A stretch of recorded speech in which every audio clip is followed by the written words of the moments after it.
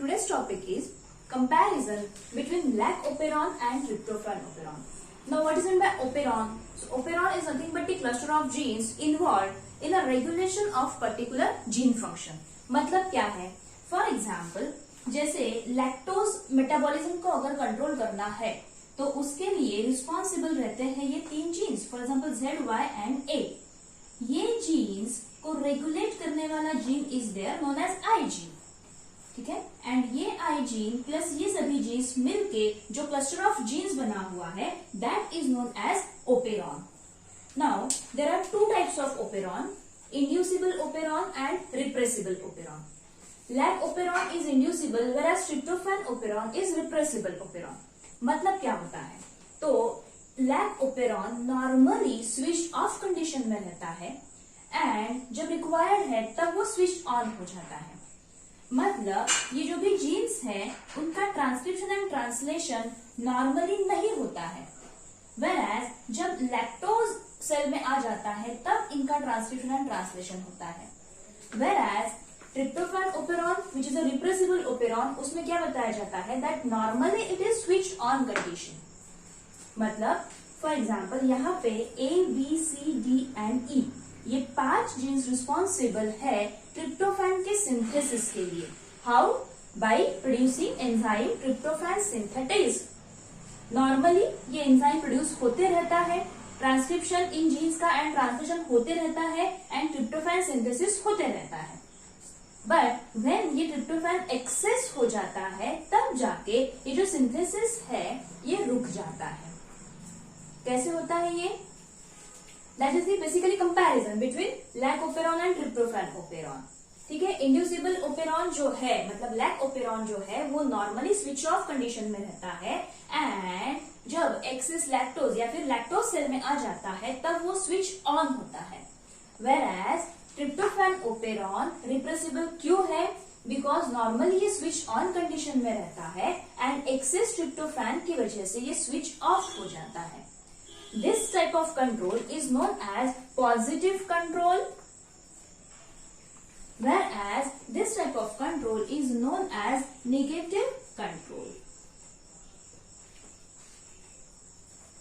Lactose जो है वो ट्रांसक्रिप्शन एंड ट्रांसलेशन स्टार्ट कर देता है, whereas excess tryptophan transcription and translation को स्टॉप कर देता है. ठीक है, next point, it operates in catabolic pathway. मतलब क्या है? तो लैक्टोज जो है उसका ब्रेकडाउन हो जाना into glucose and galactose and मतलब ये कैटाबॉलिक पाथवे है, whereas यहाँ पे ट्रिप्टोफैन सिंथेसिस हो रहा है that is why it's a anabolic pathway. Simple से कॉम्प्लेक्स बनना मतलब एनाबॉलिक पाथवे रहता है एंड कॉम्प्लेक्स का ब्रेकडाउन हो जाना into simpler substances catabolic pathway रहता है. अब शॉर्ट में बताती हूँ कि ये ऑपरेट कैसे होता है.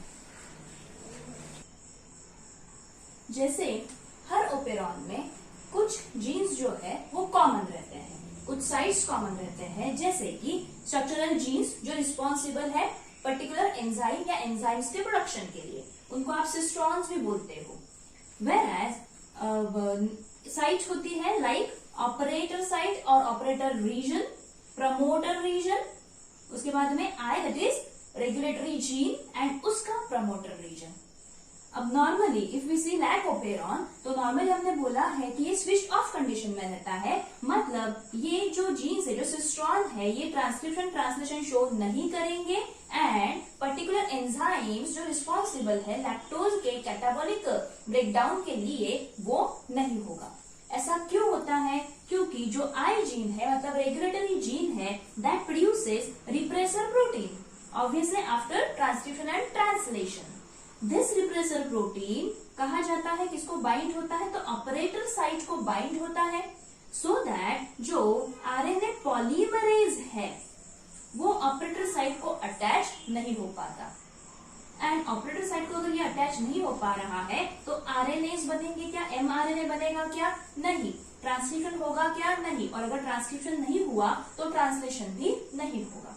मतलब ओपेरॉन कौन से कंडीशन में है? तो स्विच्ड ऑफ कंडीशन में है. whereas जब सेल के अंदर में लैक्टोज आ जाता है तो ये रिप्रेसर प्रोटीन जो है, जैसे यहाँ पे देखिए रिप्रेसर प्रोटीन जो है ये किसके साथ में बाइंड हो जाता है, लैक्टोज के साथ में बाइंड हो जाता है। एक तरह से लैक्टोज रिप्रेसर प्रोटीन का रास्ता रोक देता है, ब्लॉक कर देता है, सो दैट ये रिप्रेसर प्रोटीन ऑपरेटर साइट को अटैच ना हो सके and operator site becomes free.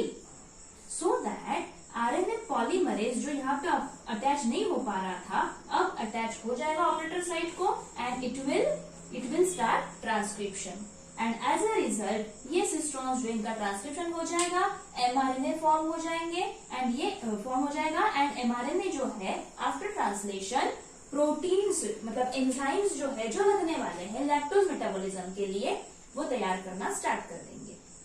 इसका मतलब अब ये कौन से कंडीशन में आ गया, तो it is now in switched on condition. Whereas tryptophan operon में क्या होता है, तो नॉर्मली हमने अभी देखा कि ये नॉर्मली स्विच्ड ऑन कंडीशन में रहता है। मतलब क्या, तो ट्रिप्टोफैन अमीनो एसिड जो है उसके सिंथेसिस के लिए जो भी एंजाइम्स रिस्पॉन्सिबल रहते हैं वो नॉर्मली प्रोड्यूस होते रहते हैं। ऐसा क्यों, क्योंकि उसकी जो ऑपरेटर साइट है, ओपेरॉन की जो ऑपरेटर साइट है दैट रिमेन्स फ्री। क्यों, क्योंकि जो आई जीन है इसका रेगुलेटरी जीन जो है वो रिप्रेसर प्रोटीन नहीं बनाता है, वो उसका प्रीकर्सर बनाता है जो कि इनएक्टिव फॉर्म में रहता है। एंड ये इनएक्टिव रहने की वजह से, which is called as apoenzyme, inactive रहने की वजह से ऑपरेटर साइट को बाइंड नहीं हो सकता and that is why RNA polymerase आपके ऑपरेटर साइट को बाइंड होता है एंड आगे का ट्रांसक्रिप्शन जो है वो करने लगता है। As a result mRNA form होता है and after translation tryptophan synthetase नाम का एंजाइम प्रोड्यूस होता है जो क्या करने लगता है, ट्रिप्टोफैन सिंथेसिस जो है वो करने लगता है। लेकिन जब मतलब ये अभी ये फिलहाल नॉर्मली कौन से कंडीशन में है, तो स्विच्ड ऑन कंडीशन में है। Whereas जब ये ट्रिप्टोफैन एक्सेस में हो जाता है then that excess tryptophan will convert this inactive apoenzyme into active enzyme and अब हम लोग बोल सकते हैं कि it will act as a repressor protein। अब ये जो एक्टिव हो गया है एंजाइम ये ऑपरेटर साइट को बाइंड कर लेगा एंड अब आरएनए पॉलीमरेज जो है वो ऑपरेटर साइट को अटैच नहीं हो पाएगा एंड अगर ये ऑपरेटर साइट को अटैच नहीं हो पाएगा तो आगे इन सिस्टोन्स का ट्रांसक्रिप्शन नहीं होगा, ट्रांसलेशन नहीं होगा, no enzyme will be produce. कौन सा enzyme, tryptophan synthetase and there will be no synthesis of tryptophan. मतलब अभी फिलहाल ये स्विच्ड ऑफ कंडीशन में हो गया है। सो जो लैक ओपेरॉन रहता है it is inducible operon, whereas tryptophan operon जो है इट इज रिप्रेसिबल ओपेरॉन। इनकी एक्शन अपोजिट रहती है। Tryptophan and arginine for example इनका जो कंट्रोल रहता है वो पॉजिटिव कंट्रोल रहता है, whereas लैक्टोज ओपेरॉन का कंट्रोल कैसा रहता है, नेगेटिव रहता है।